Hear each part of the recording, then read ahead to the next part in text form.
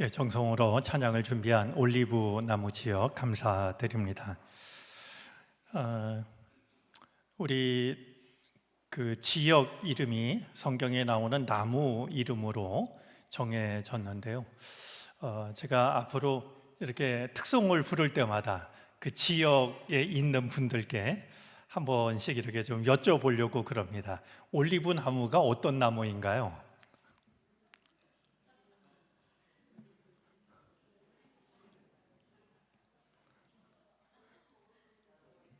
올리브 나무의 가장 중요한 특징이 무엇인지요?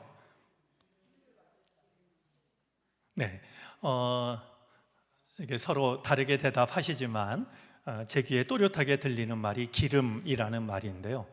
이 올리브 나무 열매로 짜낸 기름이 굉장히 중요합니다. 성전의 밤을 밝히는 등잔의 그 기름이 됩니다. 이 올리브 나무 열매가 성전 밤을 밝히는 기름으로 사용되는 이유는 크게 두 가지입니다. 하나는 향이 좋고요. 저는 그보다 더 중요한 이유가 있다라고 생각하는데 끓음이 없다는 겁니다. 그냥 불만 밝히면 되는 게 아니라 끓음이 없습니다. 근데 이 기름은 그냥 만들어지는 게 아니라 잘 익은 올리브 나무 열매를 약절구에 넣은 뒤에 짓 익입니다. 그렇게 짓 익인 뒤에 이제 우리가 한약 다리듯이 이렇게 짜내면 그때 나오는 것이 바로 성전을 밝히는 등잔 기름이었는데요. 우리 올리브 나무 지역이 향기로운 믿음 소유자들 되시기를 바라고, 무엇보다 그름이 없는 그런 믿음, 삶이 되었으면 좋겠습니다. 아무렇게나 불만 밝히면 되는 것이 아니라 하나님의 그 성전은 그름이 없는, 그것이 매우 중요한 요소인데 여러분들이 그 본을 잘 보였으면 좋겠습니다. 그나저나 제가 꼭 보고 싶은 장면이 있는데요. 우리 이목자 장로님이 춤을 추는 장면입니다. 이렇게 얘기하면 무슨 얘기 하나 싶겠지만 우리 장로님을 오랫동안 괴롭히고 있는 증세가 있습니다. 그래서 저하고 약속을 했는데요, 그 증세가 사라지는 날 제단에서 춤을 추시기로 우리 장로님께서 정말 기쁨으로 나를 고치신 하나님의 은혜 감사해서 춤을 추는 그 모습을 우리가 볼 수 있었으면 좋겠습니다. 사실은 춤 얘기를 한 게 아니라 기도 요청을 한 겁니다. 우리 서로 그렇게 기도해서 꼭 기쁨의 그 순간을 장로님은 물론 우리도 이렇게 경험할 수 있었으면 좋겠습니다. 자, 우리가 성경을 읽거나 들을 때 어떻게 해야 성경을 더 의미 있게 그리고 은혜롭게 대할 수 있을까? 사실은 믿는 우리들에게는 매우 중요한 일이 아닐 수가 없습니다. 성경을 어떻게 읽어야 은혜롭게 읽을 수 있는지, 성경을 어떻게 대해야 우리가 정말 의미 있고 은혜롭게 대할 수 있을지 정말 매우 중요한 그런 관심사가 아닐 수가 없죠. 그냥 써 있는 글자대로 읽으면은요, 이것은 우리의 지식에 머물게 되고 우리의 삶을 변화시키는 데에는 한계를 갖게 됩니다. 우리가 성경을 보다 의미 있게 읽기 위한 몇 가지 방법이 있으리라 여겨지는데요. 첫 번째는 성경을 조금 입체적으로 읽는 겁니다. 그냥 글자, 문자로만 읽지 않고요. 예를 들면 예수님께서 바닷가에서 말씀을 전하시다가 많은 사람들이 모여들자 예수님이 다른 선택을 하십니다. 베드로의 배를 타시고 조금 배를 띄운 뒤에 배에 앉으셔서 말씀을 전하십니다. 자, 이 말씀을 대하면은요, 우리가 그냥 그걸 쭉 읽어 나가는 게 아니라 그 모습을 연상하는 겁니다. 바닷가를 떠올리고 예수님이 배를 타고 좀 나가시고 그렇게 우리가 연상을 하면 어떤 것이 떠오르냐 하면 그 많은 사람들이 모여 있을 때 예수님께서 이렇게 조곤조곤 말씀하셔도 바닷바람이 육지에 모여 있는 사람들에게 이 마이크처럼 그들의 귀에 얼마나 이 주님의 말씀이 가 닿았을까, 이런 생각을 우리는 해볼 수가 있는 것이죠. 또 그 모습을 생각하면 참 예수님이 기가 막히신 분이다, 예수님의 상상력이 놀랍다라고 여겨지는 것이, 작은 배는 고기를 잡는 데 쓰는 도구였지만 예수님이 앉으셔서 말씀을 전하자 배가 제단이 되는, 우리가 이런 모습을 이렇게 하나씩 생각을 하면 그냥 이렇게 글자로 되어 있던 말씀이 문득 우리에게 살아있는 말씀으로 다가올 수 있게 될 것이죠. 자, 또 한 가지 방법을 말씀드리자면요, 우리가 성경을 읽다 보면 어떤 단락을 읽게 되는데요, 여러분이 한 단락을 읽은 뒤에 그 말씀을 이렇게 묵상하면서 이렇게 한번 해 보셔도 좋을 것 같습니다. 예를 들면 오늘 우리가 읽은 말씀이 마태복음 8장 5절부터 13절까지 아니겠습니까? 그런데 이 한 단락의 말씀을 한 문장으로 요약한다면 내가 어떻게 이 말씀을 요약할 수 있을까? 내가 지금 읽은 이 말씀을 한 문장으로 혹은 한 단어로 표현을 한다면 어떻게 표현할 수 있을까 생각해 보는 겁니다. 그렇게 되면 이 말씀이 담고 있는 의미가, 이 의미 중에서 가장 중요한 의미가 무엇인지를 우리는 생각하게 될 겁니다. 자, 또 한 가지, 주님의 말씀을 읽을 때 의미 있게 읽는 방법 중에 하나는 오늘 내가 읽고 있는 이 말씀이 나에게 묻고 있는 질문은 무엇일까 하는 생각을 하는 겁니다. 이 말씀이 나에게 던지고 있는 질문은 무엇일까? 그냥 말씀을 읽기만 하는 것이 아니라 이 말씀이 나에게 뭔가 질문을 던진다라고 하면 그 질문은 무엇일까 하는 것이죠. 자, 오늘 우리가 읽은 말씀은 우리가 잘 알고 있는 말씀입니다. 백부장이 예수님한테 와서 자기의 종을 고쳐달라고 요청을 했고 예수님께서 말씀으로 그 종을 고치신 이야기입니다. 여러분, 오늘 이 말씀이 제가 성경을 의미 있게 읽는 방법 중에 세 번째 방법으로 이 말씀을 생각한다고 하면 오늘 이 말씀이 우리에게 묻고 있는 질문은 무엇일까요? 오늘 이 성경 말씀이 우리에게 던지는 질문이 있다면 그 질문은 과연 어떤 질문일까요?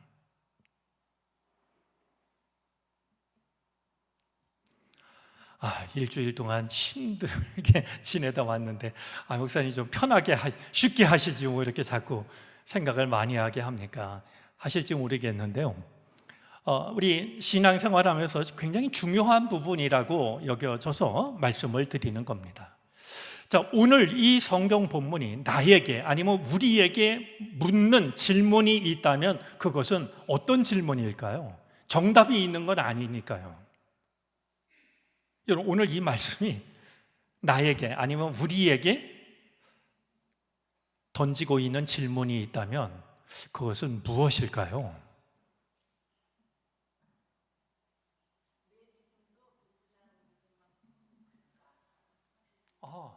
너의 믿음이 백부장만큼이나, 그러니까 내 믿음이 백부장만한 믿음인가? 아주 굉장히 중요한 질문이라고 여겨집니다. 그렇게 하는 겁니다. 그냥 성경을 읽고 넘어가는 게 아니라 이 말씀이 나에게 묻고 있는 아니면 우리에게 던지고 있는 질문이 뭘까 이렇게 생각하는 것이죠. 또 어떤 질문이 가능할까요? 아마 우리 권사님 대답 속에 많은 사람들의 마음이 담겨 있지 않을까 싶은데요, 저는 이 말씀이 우리에게 던지는 중요한 질문을 이렇게 생각하고 싶습니다. 왜 우리의 기도는 응답받지 못하는 것일까? 왜 우리가 드리는 기도는 응답받지 못하는 것일까? 오늘 백부장의 종을 고치시는 이 이야기는 왜 당신이 드리는 기도는 응답받지 못하십니까? 라는 질문을 우리에게 던지고 있다라고 여겨집니다. 자, 그러면 오늘 말씀을 통해서 이 백부장의 간청은 받아들여졌는데 왜 우리들의 간구는, 우리들의 기도는 받아들여지지 못하는 것일까? 몇 가지를 생각해 보면 다음과 같을 겁니다. 무엇보다도 우리들의 기도가 받아들여지지 않는 중요한 이유가 있는데요, 그것은 사랑의 부족입니다. 응답받지 못하는 기도와 사랑을 연관시키는 것은 뭔지 어색하게 여겨질 수 있습니다. 오늘 이 백부장의 믿음을 보시고요, 예수님이 크게 감탄을 하고 계십니다. 내가 이스라엘 사람들 중에서도 이만한 믿음을 본 적이 없다라고. 근데 이방인이 어떻게 이만한 믿음을 가지고 있느냐라고 감탄을 하고 계시는데요, 예수님을 감탄하게 한 이유 중에 중요한 것은요, 지극한 사랑이었습니다. 지금 예수님을 찾아온 사람은 백부장입니다. 그는 로마의 장교였습니다. 대단한 권력을 가지고 있는, 힘을 가지고 있는 사람이죠. 이 백부장이요, 자기 문제로 예수님을 찾아온 게 아닙니다.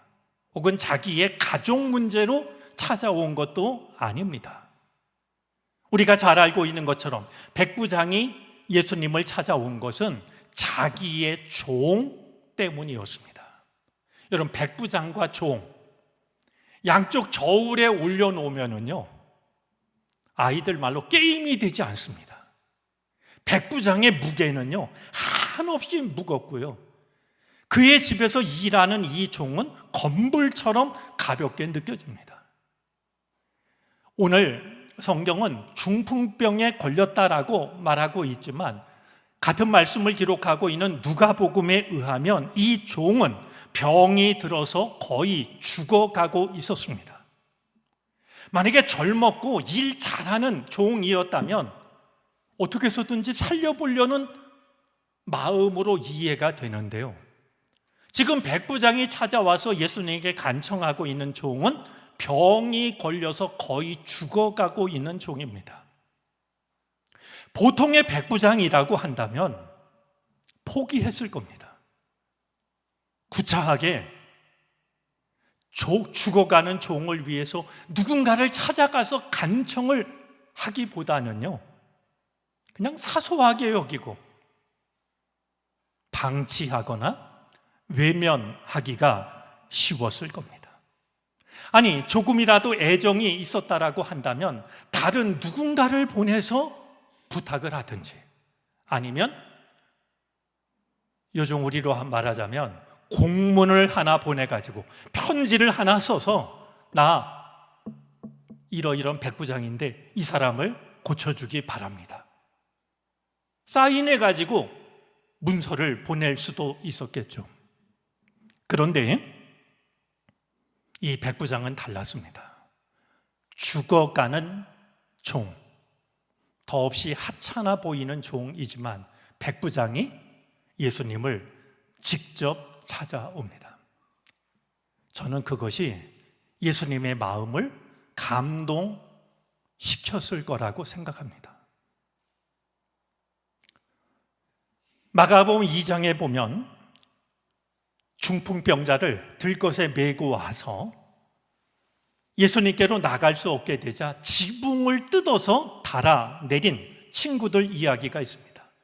제가 성경을 읽으면서 가장 놀랍고 가장 귀하게 여기는 말씀 중에 하나가 바로 그 본문 속에 있는데요, 예수님께서 그 모습을 보시고 중풍병자를 고치시는데요, 말씀을 유심히 보면 예수님께서 그들의 믿음을 보시고 중풍병자를 고치십니다. 성경은 예수님이 중풍병자가 믿음이 있었는지 없었는지, 얼마나 간절한 믿음을 가지고 있는지 없는지에 관심을 갖지 않습니다. 그를 데리고 온, 어떻게 해서든지 예수님 앞으로 이 중풍병 걸린 친구를 달아내리려고 하는 그들의 믿음을 보시고서 그들이 달아내린 중풍병자를 고치셨습니다. 왜 우리들의 기도가 응답받지 못하는 걸까요? 오늘 백부장 앞에서 생각하면 우리들의 기도에 사랑이 빠져 있기 때문일지도 모릅니다. 또 한 가지, 오늘 백부장의 믿음 앞에서 왜 우리들의 기도가 응답받지 못하는 걸까 돌이켜보면 또 하나 짚히는 게 있습니다. 그것은 겸손의 부족입니다. 우리들의 기도가 응답받지 못하는 이유를 백부장 앞에서 돌아볼 때 백부장에게는 있지만 우리에게 부족하거나 사라져 버린 것, 그것은 겸손입니다. 이제 주님께서는 이 백부장을 보고서 내가 가서 고쳐 주겠다라고 주님이 말씀을 하십니다. 내가 가서 고쳐주마. 여러분, 성경에서요, 예수님께서 이렇게 말씀하신 것을 여러분 다른 곳에서 찾아 만난 적이 있으십니까? 내가 가서 고쳐주겠다. 찾아보기 힘든 말씀입니다. 그만큼 주님은 지금 이 백부장의 모습에 감동을 받고 계신 것을 확인할 수 있습니다. 이 경건한 유대인이 이방인의 집에 들어가는 것은 부정해지는 길로서 피해야 될 일이었지만 이 백부장의 그 사랑이, 백부장의 그 믿음이 너무나도 간절해서 예수님께서는 내가 가서 고쳐주마 했습니다. 얘기를 들은 백부장이 의기양양해서 예수님 앞장서서 걸어갔을까요? 여느 사람 같았으면 그랬을 겁니다.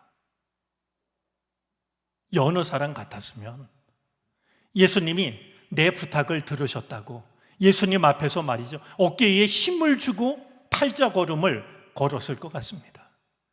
그런데 백부장은 달랐습니다. 나는 주님을 모실 만한 자격이 없습니다. 한 말씀만 하십시오. 그러면 제 종이 나을 겁니다. 오늘 이 백부장의 모습은 한 사람을 떠올리게 합니다. 구약 성경에 나오는 나하만 장군입니다. 그가 엘리사를 찾아갔을 때 엘리사는 문 밖으로도 나오지 않고 사환을 통해서 요단강에 가서 7번 몸을 씻으라고, 그러면 깨끗해질 거라고 말합니다. 자, 이 말을 들은 나하만이 어떤 모습을 보이는지 성경은 기록하고 있는데요. 한번 읽어봐 주시겠습니까?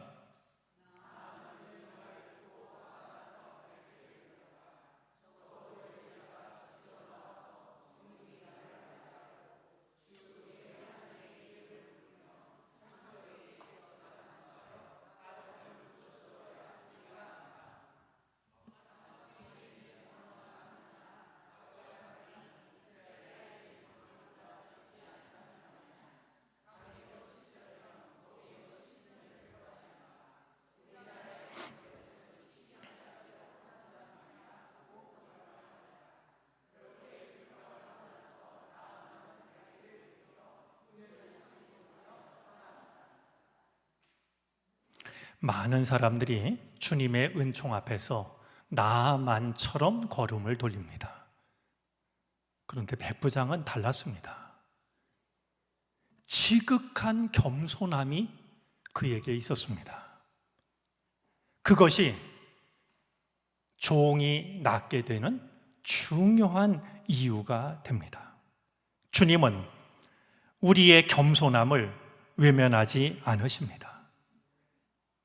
우리 안에 교만이 자리 잡고 있으면 주님은 우리의 마음으로 들어오실 수가 없게 됩니다.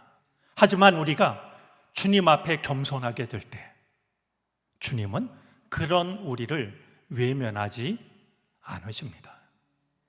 마태복음 15장 27절, 28절 말씀, 우리 지난주에 함께 생각했던 말씀인데요. 다시 한번 읽어보겠습니다. 읽어주시겠어요?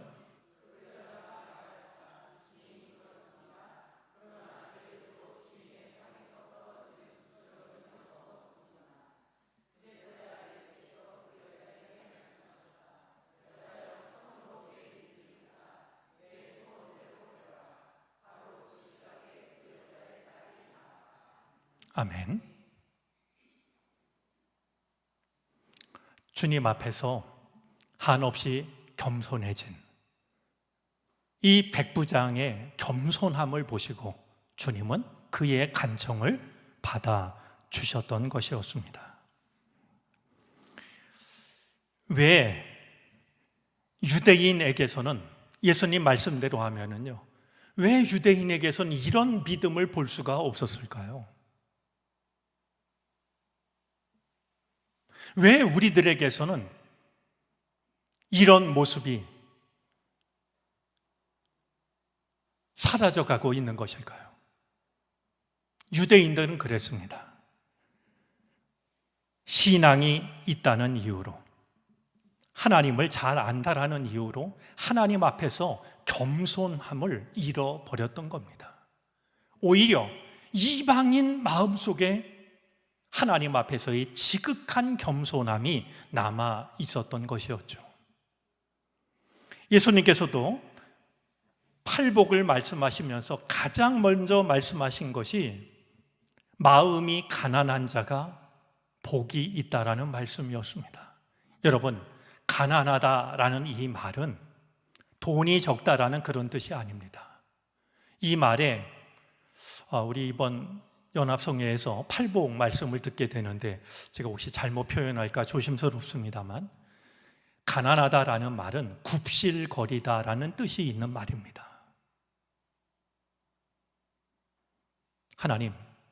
하나님의 도움 없이는 저는 단 한순간도 살아갈 수가 없습니다. 그 사람이 복이 있는 사람이라는 겁니다. 근데 이 믿음이 유대인들에게서는 찾아볼 수가 없었던 겁니다. 한 이방인의 모습 속에 이 지극한 겸손함이 있는 것을 보시고 주님은 그의 소원을 들어주신 겁니다. 자, 또 한 가지, 마지막입니다. 백부장에게는 보였지만 우리에게 부족하거나 우리에게 없는 것은 믿음입니다. 백부장은 2번씩이나 예수님을 가리켜서 주님이라고 부르고 있습니다. 이 이방인의 그 모습과 이방인의 마음을 헤아리신 주님께서는 특별한 말씀을 하십니다. 오늘 13절 말씀입니다. 가거라, 네가 믿은 대로 될 것이다. 가거라, 네가 믿은 대로 될 것이다. 여러분, 믿은 대로라는 이 말은 오해를 살 수 있는 말입니다. 믿은 대로라는 말을 대하면 우리는 소원 성취 혹은 적극적 사고방식, 긍정적 사고, 간절히 원하면 내가 바라던 것이 이루어진다, 이런 유를 떠올릴지도 모르겠습니다. 그러나 예수님께서 말씀하신 믿은 대로 될 것이다 라고 하셨을 때 믿은 대로의 의미는 크게 2가지입니다. 내가 내 종의 문제를 가지고 예수님을 찾아가면 내 종이 나을 것이다 라는 것을 믿었던 믿음입니다.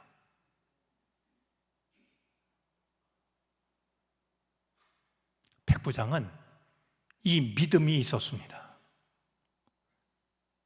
그가 보이고 있는 모든 모습 속에서 주님은 백부장의 믿음을 바라보고 계셨던 겁니다.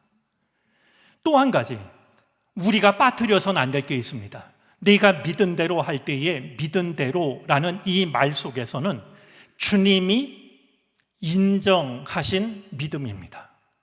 내가 바라는 대로 이루어진다라고 하는, 내가 간절히 원하면 이루어진다라고 하는 그것이 아니라 주님께서 인정하시는 믿음, 주님께서 감탄하실 만큼 주님께서 인정하시는 믿음이라고 하면 우리의 소원이 이루어진다라는 그런 의미를 담고 있는 것이죠.